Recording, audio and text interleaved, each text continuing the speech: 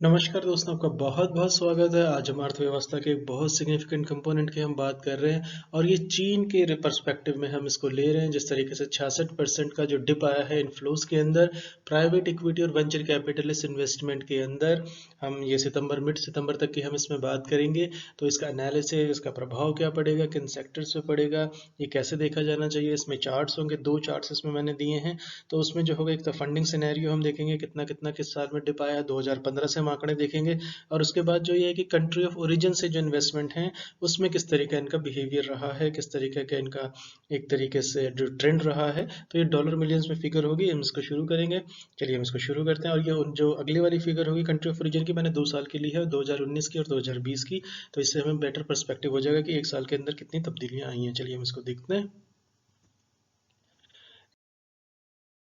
इसके बाद जो इसमें सबसे जो महत्वपूर्ण बात है वो ये है कि जो प्राइवेट इक्विटी और वेंचर कैपिटलिस्ट इन्वेस्टमेंट हैं जो चीन से आई हैं, उनके अंदर 66% का टिप देखा गया है, जो कि बहुत बहुत सिग्निफिकेंट है। इसका प्रभाव बिल्कुल पड़ेगा, स्टार्टअप्स के अंदर तो बहुत ज़्यादा पड़ेगा, और उन सेक्टर का जो स्पाइरल इफेक्ट जाएगा वो भी काफ़ी जाने वाला है। यानी कि अगर हम इसे आंकड़ों के लिहाज से बात करें तो ये 909 मिलियन डॉलर्स पर आ गया है, जबकि इसी पीरियड के अंदर, जनवरी से सितंबर महीने के अंदर, पिछले साल 2019 में ये 2.69 बिलियन डॉलर्स था, जो कि किसी भी एक डेवलपिंग इकोनॉमी के लिए जहां पर कैपिटल फॉर्मेशन का रिकॉर्ड बहुत खराब रहा है, वहां पर 2.69 मिलियन जो स्टार्टअप्स को देते थे, किसी तरीके से इनोवेशन होते तो गाड़ी चल रही थी।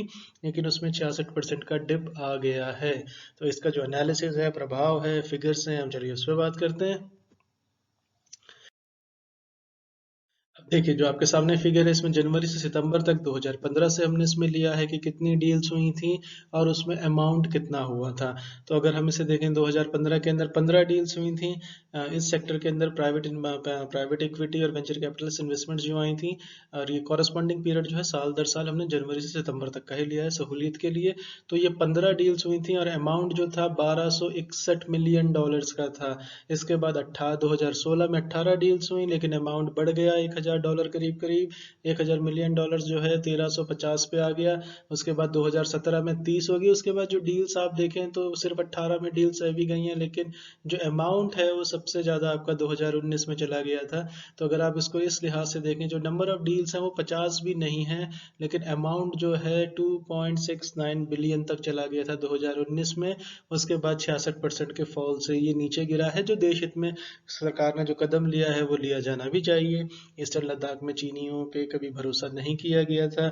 जिस तरीके से उन्होंने, पूरी दुनिया उनसे परेशान है, जिस तरीके से कोरोना वायरस का जो एक अलग इकोनॉमिक्स है उसका।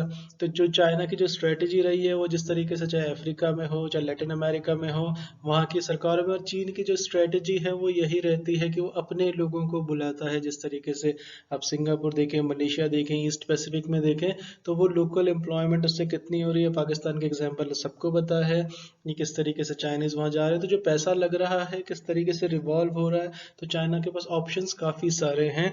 लेकिन वो एक बार एंट्री में, उसको अगर आप एंट्री दे देते हैं, उसके बाद जिस तरीके से वहाँ पे टेक ओवर होता है इकोनॉमिक्स का, वो पूरी जग जाहिर केस स्टडीज हैं, दुनिया भर की केस स्टडीज हैं, एक से एक एलिगेशंस लगे। इवन अमेरिका की लॉ फर्म्स आप ले लीजिए, एकेडमिक्स ले लीजिए, सब में पैसा है। और वहाँ के सेक्रेटरी जो हैं, ट्रेजरी सेक्रेटरी जो हैं, उनको कहना पड़ा कि हार्वर्ड जैसी ऑर्गेनाइजेशंस जो हैं, इंस्टीट्यूट्स हैं, यूनिवर्सिटीज़ जो हैं, वो अपने को चीनी पैसे से अलग करें। ट्रम्प एडमिनिस्ट्रेशन का इसमें रोल है, उस पर भी हमने फीचर किया था।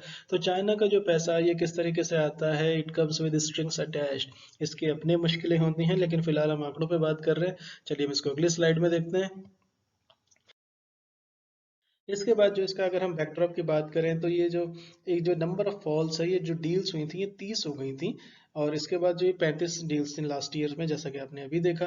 तो जो इसका मेजर चंक है, हमें इंपॉर्टेंस उसकी देखनी है कि वो जो मेजर चंक है वो कैपिटल, वो वेंचर कैपिटलिस्ट की इन्वेस्टमेंट्स की तरफ से है, जो काफ़ी सिग्निफिकेंट होता है। और ये हमने कंपनीज जो इसमें आकलन में ली गई हैं वो 10 साल के तक पुरानी कंपनीज हैं। यानी अगर आप इसको वेंचर कैपिटलिस्ट की इंपॉर्टेंस को समझें, तो गूगल जो है, सर्जी ग्रिन, लैरी पेज जो हैं, ये भी वेंचर कैपिटलिस्ट के पास गए थे अपने आइडिया को लेके पीएचडी करने के दौरान। उसके बाद गूगल हैज़ मेड हिस्ट्री, किसी को उसमें बात करने की ज़रूरत नहीं है, पूरी बच्चे बच्चे को पता है इसकी कहानी, जो लेगेसी है। तो लेकिन वेंचर कैपिटलिस्ट का रोल इसलिए इम्पोर्टेंट है। तो जो हमारे स्टार्टअप्स में जिस तरीके से देखा गया है, तो उस पर भी एक मैंने फीचर की थी पहले कि किस किस स्टार्टअप में कितना पैसा लगाया है। तो ये सारी जो चीज़ें हैं इनके मद्देनज़र आप इसको देखें तो ये बहुत सिग्निफिकेंट है। 2.69 बिलियन से जो डिप आपने देखा बढ़ने की बजाय ये रिवर्स में चला गया, वो भी 66% का डिप, यानी औंधे मुंह गिरा है। इसके बाद अगर आप देखें तो ये जो 30 डील्स हैं जो इसमें रिपोर्ट की गई थी, इसमें जो 24 डील्स जो हैं वो वेंचर कैपिटलिस्ट की थी, जिनका टोटल 216 मिलियन डॉलर्स होता था। तो यानी आप देखें 30 में से 24 जो डील्स हैं वो वेंचर कैपिटलिस्ट की हैं।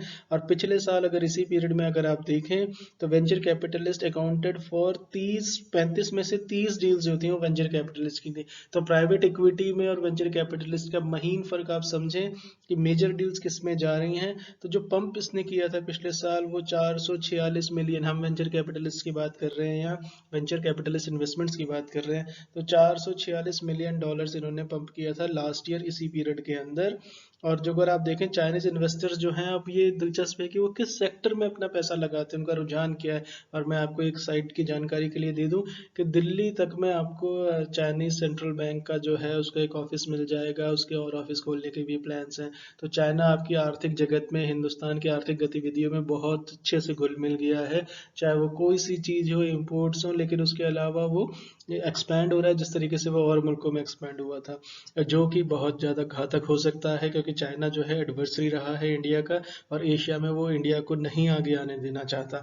जापान के साथ उसकी फ़ाइट पता है, सेकंड लार्जेस्ट इकोनॉमी है, तो ये बहुत कुछ चल रहा है इकोनॉमी के अंदर। लेकिन हम ये इसमें दिलचस्पी हमारी कि चाइना जो है वो किस सेक्टर के अंदर दिलचस्पी दिखाता है। तो ये जो सेक्टर्स हैं ये है non banking financial companies, NBFCs में इसकी दिलचस्पी है, वेल्थ मैनेजमेंट फर्म्स में इसकी, जैसे जेपी मॉर्गन का हमने कल लेक्चर किया था, उनकी भी दिलचस्पी वेल्थ मैनेजमेंट में थी, जो वो जर्मनी लेके आ रहे हैं, यूके से अपने सारी शिफ्ट कर रहे हैं, वो देखिएगा आप लेक्चर।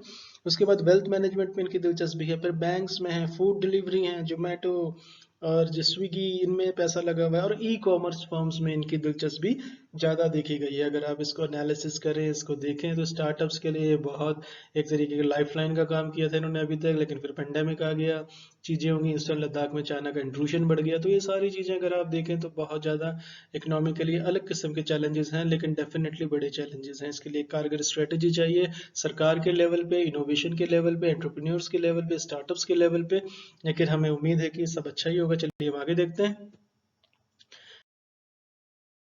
और इसके बाद जो अगर हम कंट्री ऑफ ओरिजिन की बात करें, तो जो रिजल्ट था इसका फॉरेन डायरेक्ट, और इसमें जो बुनियादी बात थी, जो इतना जो पैसा आ रहा था वो इसलिए आ रहा था कि फॉरेन डायरेक्ट इन्वेस्टमेंट्स के रूल भी चेंज कर रही थी, सुगम बना रही थी हमारी सरकार अब तक 2019 तक, जब तक वो ईस्टर्न लद्दाख में नहीं आए थे। यानी कि हमारी इसमें ये भी देखा जाए कि हम बिजनेस करना चाहते हैं दुश्मन के साथ, और जिस तरीके से हम उसमें आंखें मूंद के बैठे हैं, उस पर एक रिवीजन चाहिए बहुत सीरियस किस्म का। और जो ये है कि जो जिस तरीके से एम्पलीफाइड किया है बॉर्डर स्टैंड ऑफ चाइना और इंडिया का, ये सबको पता है, ये आगे भी चलने वाला है। चाइना कभी नहीं माना मैकमोहन लाइन को, अलग अलग क्लेम्स हैं, तो उस पर एक अलग डिबेट हो सकती है। तो हम इसी पे वापस आते हैं। तो इसका मतलब ये है कि जो चाइना जो था, अगर इस फिगर से आप देखें, ये थर्ड हाईएस्ट सोर्स था प्राइवेट इक्विटी और वेंचर कैपिटलिस्ट का 2019 के अंदर, और इसके बाद जो ये फॉल गिर गया है 2020 के अंदर, ये छठे नंबर पे चला गया है। तो यानी आप इससे ही समझ सकते हैं कि चाइना का ने किस तरीके से इन्वेस्टमेंट्स को कम किया। तो स्टार्टअप्स को थोड़ा सा प्रेशर आएगा, वो सबसे ज़्यादा वही सफ़र करने वाले हैं। तो Chinese investors are not seen alternative to US based funds जो हैं, जो एडिशनल वैल्यू लेके आते हैं स्ट्रेटेजिक इन्वेस्टर्स के लिए। तो आपको पता होना चाहिए कि यूएस जो बेस्ड फंड्स होते हैं, कंट्री ऑफ ओरिजिन अगर यूएस है, तो वो एक स्ट्रेटेजिक इन्वेस्टर्स भी देते हैं, लेकिन चीनी ऐसा भी नहीं करते हैं। तो आप इन आंकड़ों से देख सकते हैं, यूएसए से हमारा जो था, आप इसमें जो पहली वाली जो फिगर है उसमें आप देखें 2019 की है, जो लेफ्ट हैंड साइड पे दिख रही है, राइट हैंड साइड पे आपकी 2020 की फिगर्स है। तो इसमें सिंगापुर देख लीजिए, जापान देख लीजिए, सिर्फ इसमें यूएस का एक सब्सटेंशियल है, लेकिन बाकी सारी कंट्रीज ऑलमोस्ट औंधे मुंह गिरे हैं। यूएई ने थोड़ा बेहतर किया है। चलिए, thank you so much for listening. नमस्कार दोस्तों।